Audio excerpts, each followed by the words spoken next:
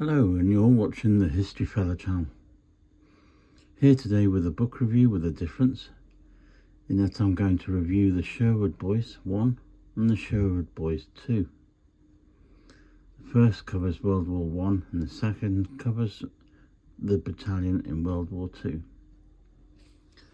The first book, Sherwood Boys, Biography of a Battalion, written by Michael Somerville, published by Fonthill Media, and my thanks go to Daniela Lipscomb for allowing me to read and review both books.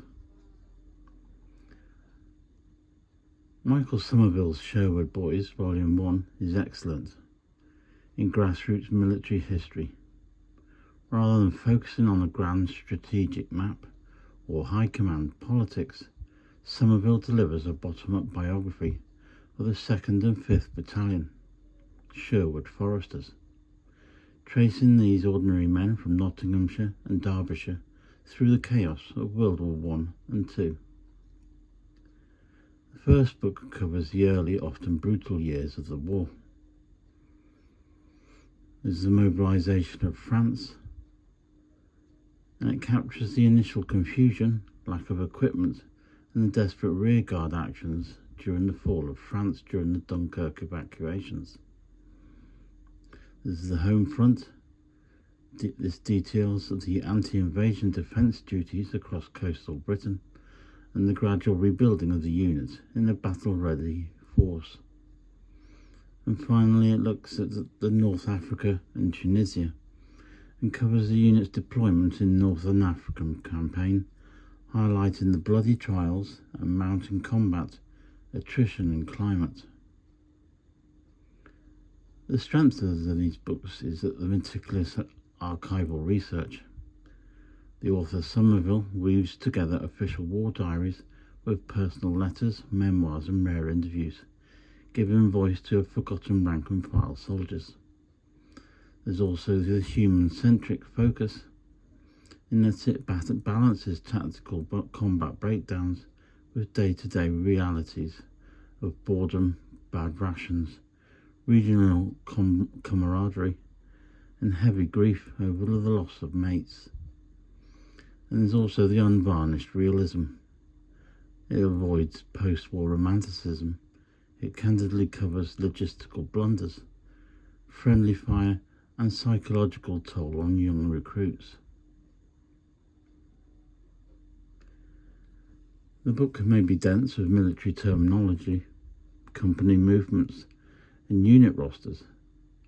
Readers seeking a quick cinematic narrative might find the unit level detail a little slow, though military and history enthusiasts will appreciate the rigour.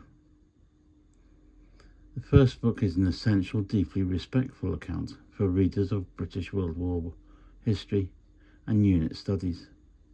Somerville ensures that the specific sacrifices of the Sherwood Boys are preserved with clarity and a genuine humanity. On to the second book, the Sherwood Boys Biography of a Battalion, Volume 2, written again by Michael Somerville.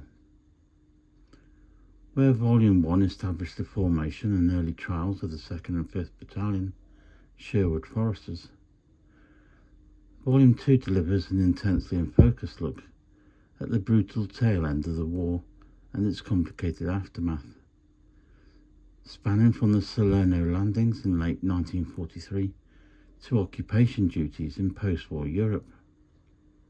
Somerville concludes the exhaustively researched unit biography by tracking the men as hardened, battle-weary veterans, facing some of the toughest defensive lines of the European theatre, such as the Italian campaign in 43 to 45.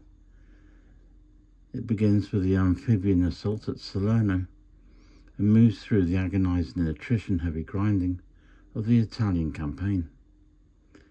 It also highlights, including the gruelling mountain combat, breaching the Gothic line at Monte Vecchio in late 44, and enduring all the mud, rain, and entrenched German resistance.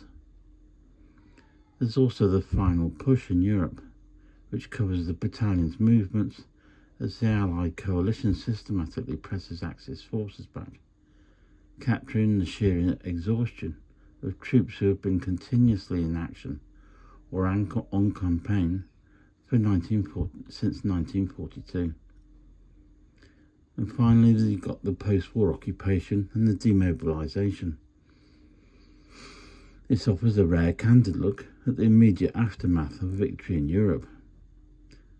The author Somerville examines the challenges of military occupation, specifically handling admin chaotic duties in Carinthia and Styria, managing displaced persons, and the slow, bittersweet process of demobilisation for men returning home to a changed Britain.